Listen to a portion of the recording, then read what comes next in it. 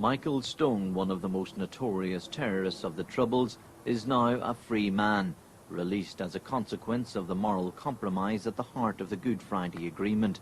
Get down, everybody, get down!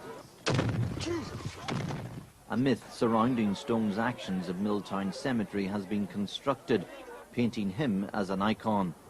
He's hailed by loyalists as the man who took the fight to republicanism, a myth that conveniently obliterates the human tragedy that Stone inflicted in the name of Ulster. Tonight, Insight reveals the truth behind that myth. I've never seen myself as a terrorist. Never ever. It would be a lie for me to say, no, I regret being a loyalist and loyalist volunteer. I set out to kill killers. This nonsense that he was killing killers, you know, it's simply not true. Michael Stone didn't kill any killers. He attacked women, children, men and women indiscriminately for no other reason than they were nationalists. The problem lies in taking somebody who's done some horrendous things, and the danger is turning them into a hero, or consolidating their potential hero status within some of the communities that they come from. I don't want to see Michael Stone killed, even though he tried to kill me and he killed my best friend. And, you know, that's the peace process. That's what we have to live with.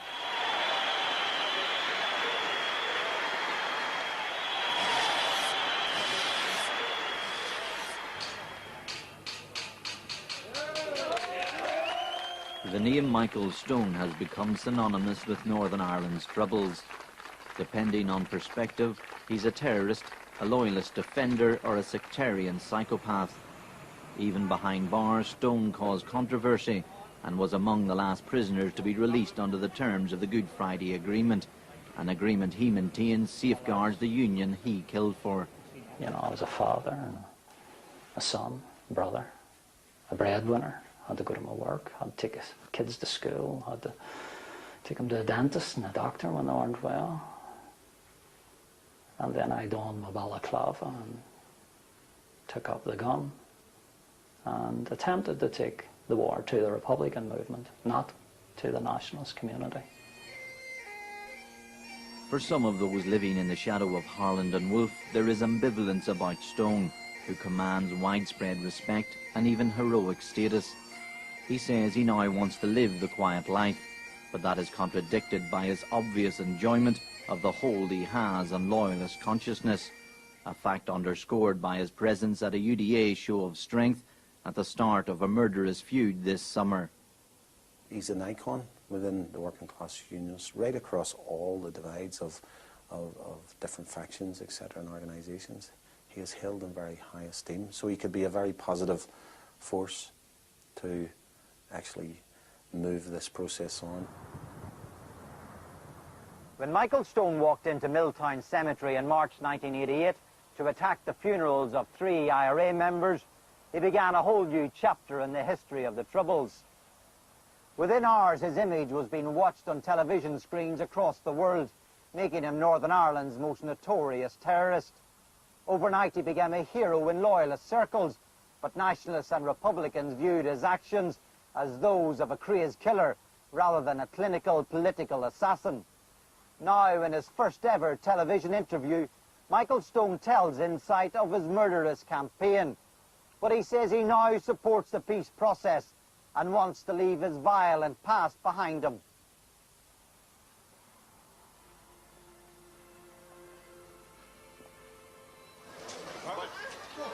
There appeared no end to the IRA's long war strategy when a bomb killed 11 people in Enniskillen on Remembrance Sunday 1987. Michael Stone saw it as sacrilegious, an attack on the very ethos of military sacrifice that he held very dear. He took it upon himself to exact revenge. Not long before Enniskillen, the IRA had given Stone an idea when they tried to kill mourners attending the funeral of a murdered RUC officer. Stone planned to kill a Republican and then wipe out the Sinn Féin leadership at the victim's funeral. 4 months after Remembrance Sunday, 3 IRA members were shot dead by the SAS as they planned to kill British soldiers in Gibraltar. The stage was set for one of the darkest periods of the Troubles, and Michael Stone, acting with the approval of his overlords in the loyalist paramilitary world, cast himself in the leading role. We now had the dead Republicans, and there was going to be a high-profile funeral. So it was fortuitous for me that here we go, I don't have to take out a high-profile Republican. The security forces have done it for me. So for 10 days, I believe it was 10 days, couldn't get people to do the autopsies, the coroners, baggage handlers refused to put the bodies on the planes, you know, so for 10 days, I was ready for 10 days, you know. Had you sought sanction for this, or? I was seeing the right people. I told them what I was going to do. What was their reaction? They said, do what you've got to do. In Gibraltar, the bodies of Mairead Farrell, Dan McCann and Sean Savage were loaded onto a specially chartered plane and flown home. The tension in West Belfast had erupted in rioting. The IRA had already paid its respects when the coffins arrived in Dublin, where thousands of mourners gathered to join the cortege back to Belfast. The RUC actually had Dan McCann's house surrounded whenever I arrived there at about 3 o'clock in the morning. And then we were astonished when they pulled out. And they pulled out of the 3 areas where the bodies were being mourned. And again, when the funerals were taking place, the RUC weren't to be seen. And for the previous 3 or 4 years, all IRA funerals had been attacked by the RUC. The next morning, a sea of mourners swept around the steps of St Agnes's Church on the Andersonstown Road. Michael Stone was among them. He had made his way there by bus and had shared a black taxi with other mourners for the final leg of his journey. There were 10,000 people there, you know, and when I seen that amount of people, I says, this could get hairy. Unknown to the Republican leadership as they arrived at the church, a loyalist killer had them in his sights. Michael Stone followed them into the church, but left before the funeral mass got underway. He walked to the Republican plot at Milltown and waited for the cortege to arrive. I actually waited till the priest had finished this ceremony. Waited until the oration was finished. You know, they're soldiers, you know, they're Republicans, so they deserve it. The actual attack was 2 grenades over the top of the mourners towards the prominent mourners, i.e. McGuinness and Adams. And there was a delay in them, so I moved to the middle path once I'd logged them. Drew the Browning and fired 3 shots straight up into the air. Get down! Get down! Everybody get down! I was at the hearses when the first explosion took place, when the first hand grenade was thrown, and some earth came over our heads, and we dived beneath the hearse. And then the shooting started, and then there was some more explosions, and people and kids were screaming. The grenades had fallen short of the Republican plot, but Stone was no longer targeting the leadership and shot anyone who challenged him. This young guy says, hey, what are you doing? So I turned once, and automatically I fired once, and he fell back into the van. I walked by the open door of the van, the young guy was sitting, you know, and I had a look at him because he was dead, but I thought, is he pretending to be dead and going to jump on me when I walked by? But he was dead. I saw Stone. He was retreating, and he was throwing grenades, and he was shooting. And some young girl was lying bleeding. I went over to attend her, and then Martin McGuinness jumped over one of the gravestones, and he took off after Stone, and Stone was still shooting. It was literally like a dance of death went on. They were hiding behind headstones, and if a target, you know, produced itself, I shot it. Despite his bullets and grenades, the crowd was closing in. Stone was chased along the motorway and was captured by some of the crowd. I got outflanked. Someone got behind me, clubbed me with a bit of wood, went down. got a bit of a kicking, and at one point, you know, I was slipping in and out of unconsciousness, you know. Next minute I was dragged away, put in the motor, it was hijacked, and same again, bit of a beating, pulled down the side of the motorway, police went in. I won't say arrested, they actually rescued me. Kevin Brady, John Murray and Thomas McErlean died in Milltown Cemetery. 30 were injured, many of them women and children. Stone had singularly failed in his stated aim of wiping out the Republican leadership. Brady was a member of the IRA, but Stone didn't know that when he pulled the trigger. But that did not stop the beginnings of a myth surrounding Michael Stone, a myth that loyalism has been only too willing to propagate. I remember I worked in a bar at the time and watching the news and seeing this coming on and viewing this with absolute disbelief, because it was, I mean, it was like watching a movie. It was not something one would have anticipated ever seeing, this kind of live action attack taking place, unfolding before our eyes. Stone and loyalism may invoke a sense of destiny, but that raises considerable moral difficulty for unionism and for the victims of the Troubles in general. We never believed at that time that the justification was an adequate justification or a right justification. So there was always the moral question coming back from many people in the wider society to say these acts were wrong. So we can't, now that we're in a comparatively peaceful situation, not a totally peaceful one, but a comparatively peaceful one, rewind the tapes and somehow or other legitimise something that some years ago we said was wrong. And that's the danger now. There's a legacy of emptiness and heartache and difficulty, particularly, you know, when Michael Stone was being released. Recently we saw some of that unfold, and families are sitting at home and they're probably watching this programme and they're asking the question, who's remembering our loved ones? The anger in the Republican movement is not confined to the sense of loss. The nagging suspicion of collusion was further heightened by the lack of police presence at Milltown. In retrospect, it was viewed not as an attempt to minimise tension, but to clear the way for Stone's attack. I am highly suspicious of the circumstances under which the whole attack took place, and I don't think to this day it has been properly explained. I found it difficult to believe that he was on his own, but you have to accept that as a fact, and either he was drugged or it was courageous in relative terms, because he was attacking unarmed people. But if he went in there on his own, and if he carried out that entire attack and he wasn't on anything, well then it was fairly courageous, even though he was out to kill us and he killed my best friend and wounded children and women. But that would have taken courage. Stone claimed he was acting alone, a suggestion that gained currency because of the delay in the UDA claiming him as one of its members. But he now admits for the first time that he had high-level backing for his actions. The munitions I used at the Milltown operation came from several sources, and the RDG-6 grenades, they came from the Ulster Resistance in Mid-Ulster.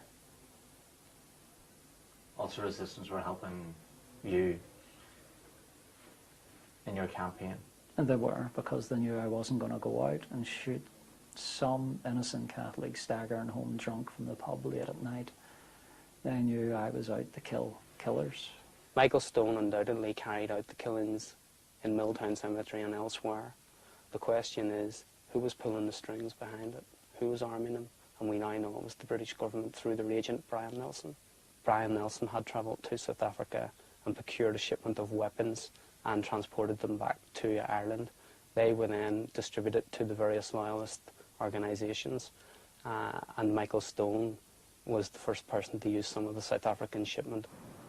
Stone's attempts to justify his actions as those of a discriminating soldier continue to this day, a justification that sits uncomfortably with the reality of the indiscriminate nature of the attack. If you were a soldier going to Milltown Cemetery to carry out a military attack against the Republican leadership, Milltown was a complete and utter failure. You killed indiscriminately in that cemetery on that day. Yes, that could be said. That's a fact. Although it was done in self-defence as I retreated. 3 Republicans died that day. And that was regrettable. because the primary targets, Adams and McGuinness, I had failed to assassinate them, and that's what I set out to do. Personally speaking, I see the Milltown operation as a failure militarily. Michael Stone says Enniskillen hardened his determination to kill Republicans, but in reality his life as a terrorist began long before the Remembrance Day bomb, and many of his victims had no political association. He spent a year in this cell at Crumlin Road Jail before being sent for trial, where he admitted to 3 earlier killings, 5 attempted murders and a range of other charges. It had been made clear to the court that by the time Michael Stone walked into Milltown, he had already become a ruthless loyalist killer. Stone says he was given files on each of the men selected for death from his commanders in the UFF. Dermot Hackett was a bred man from County Tyrone, who Stone murdered on a country road. Stone claimed he was a legitimate target, but Mr. Hackett had no convictions or association with the Republican movement. Kevin McPullen was a carpenter who was shot dead as he sat in his car on a predominantly Protestant housing estate in Lisburn. He had no association with the Republican movement. Of his known victims prior to Milltown, only Paddy Brady, a milkman from West Belfast, had any connection with republicanism, and that was as an election worker for Sinn Féin. That was the intelligence I received, you know. But having said that, 85, 86 years later, had they said he was a political, you know, and the fact that they said he wasn't an active member of the IRA, but he was a member of the Sinn Féin, well, that's good enough for me, because, you know, it is well known. There's dual membership. Probably not on all cases, but there is dual membership of Sinn Féin IRA. And any intelligence I received, a lot of them, even though they were active para, it said also member of Sinn Féin or Sinn Féin election worker, you know, so that was good enough for me, you know. So they were active, they were members of the Republican movement, so a target is a target. This cuts to the heart of Stone's justification for his life as a terrorist. He refuses to allow any hint of self-doubt to puncture a carefully orchestrated defence which simply does not stand up to scrutiny.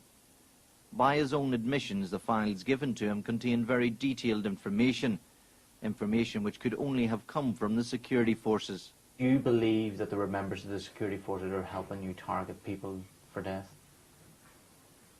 And personally speaking, no. Anything I got was UFF intelligence officers. They collated all the information.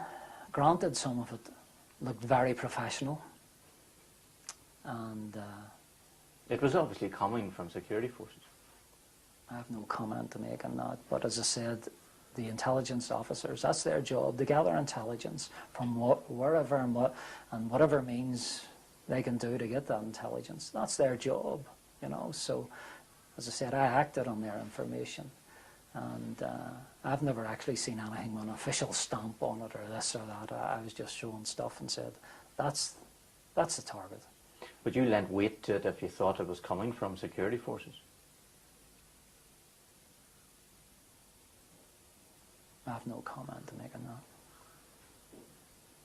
The horror of Milltown and a city caught up in the middle of a seemingly unending spiral of violence was a world away for the young Michael Stone, growing up on the Braniel estate which embraces the slopes of the Castlereagh Hills. Born in 1955, his early years were at a time when the city enjoyed a kind of peace which wouldn't be witnessed for another generation.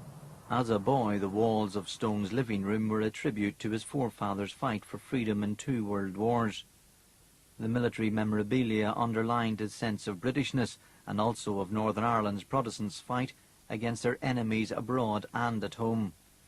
But the family attraction to the armed forces rubbed off, and at high school the teenage Michael Stone joined the Army Cadets and got his hands on a gun for the first time. At 14, I went and joined the Irish Guards, Army Cadets, and there it was deactivated weapons, but it was Bren guns, 303s, you know, toys for boys. I was still a kid, so oh, this is great, uniform and whatnot. And but within 6 months, I was in Isle of Man, live fire situations, you know, So I was proficient in the use of firearms from 14.5 to 15, so the state actually taught me how to use weapons. Any aspirations Michael Stone may have had of going into the army of his ancestors ended amid the carnage of the conflict erupting on the streets of Belfast in the early 1970s. As a teenager with a growing reputation as someone not to be messed with, he first joined and then led his own gang of young loyalists. The position soon brought him to the attention of the then leader of the UDA in East Belfast, Tommy Heron. So he says, I've heard things about you and heard good things about you, and I sort of had a chat. Within months of that, he personally swore me in, you know, so it was the Bible in one hand and a Webley 45 in the other. You know, so it was sworn allegiance to Queen and country, for God and Ulster. Michael Stone had started along the road which would eventually lead to Milltown Cemetery. Within months of swearing allegiance to the UDA, he had been arrested for stealing guns and was jailed in Long Cash for 6 months. He was 17. If he saw himself as a soldier, then his spell in Long Cash was his passing out parade. On his release, Tommy Heron took Stone under his wing again. The aggressive and impulsive teenager was honed into a dedicated young terrorist. But that was a late Tommy Hearn actually told me. He says, never be up front, you know. And, that was a thing that was seen in internment. They actually interned all the big hard fellas with the tan boots that stood at street corners, whereas it was the wee quiet fella, you know, kept a low profile. He was the one doing the business, you know. He was the one, you know, causing the mayhem. Michael Stone defies easy description. Since his release, he says he's been determined to move on, but still carries the trappings of his past, a recognition that because of his actions in Milltown, he will always be a target. He's developed a passion for art. For Michael Stone, jail was a time for reflection, and where through art he began to examine how the world viewed him and his actions, a process that has become more acute since his release from prison. The myth thing, that hasn't been built up by me personally, you know, and during the peace process I've had to, I tried to dispel that myth to show that I'm human, you know. Perhaps people don't like the idea that there are people there that love me within my family, my kids love me, and vice versa. You know, you're demonized, and, you know, they maybe should sit back and take a look at themselves, but for the grace of God, there go I. By taking a very public stance, Michael Stone can serve to undermine the purpose, a fact graphically demonstrated by the unease felt at the ecstatic reception accorded to him at this pro-agreement rally. Despite this, loyalists are convinced that Michael Stone, like other former prisoners, can play a positive role in changing society. He doesn't want to be causing hurt and pain within any community, and if he's a problem, he's always said he will take a step back. But if he can help, yes, he will go ahead. So we still have a road to go to convince Michael that he has a positive role to play. He feels he has, and he feels he can. But the question at the minute is how and where. The danger is that Michael Stone becomes an icon in loyalist communities, not because he is involved in constructive, peaceful cross-community work, but he becomes an icon because of what he has done in the past. Now, if his status as an icon is based upon the murderous activity of the past, that is a kind of icon status that is very dangerous to accord to somebody, because it appears to legitimize the violence of the past. And I don't believe we should be in the business of legitimizing the violence of the past. The new political dispensation leaves no room for Michael Stone. He says his release from prison was a cathartic experience, but acknowledges the families of his victims will never be able to remove the shadow his actions cast over their lives. I don't look back at Milltown or any of the other incidents, you know, paramilitary incidents I was involved with pride. I don't, because you can't take pride in killing somebody. But I don't look back on it with shame. You know, I'm proud to have been a member of the UDA, proud to have put myself forward to try and defend my family, community and country. And I know that sounds cliched, but that's the truth, and that's who I am. There's a sense that Michael Stone is out there and he's some sort of mythical hero figure in the Loyalist Unionist community.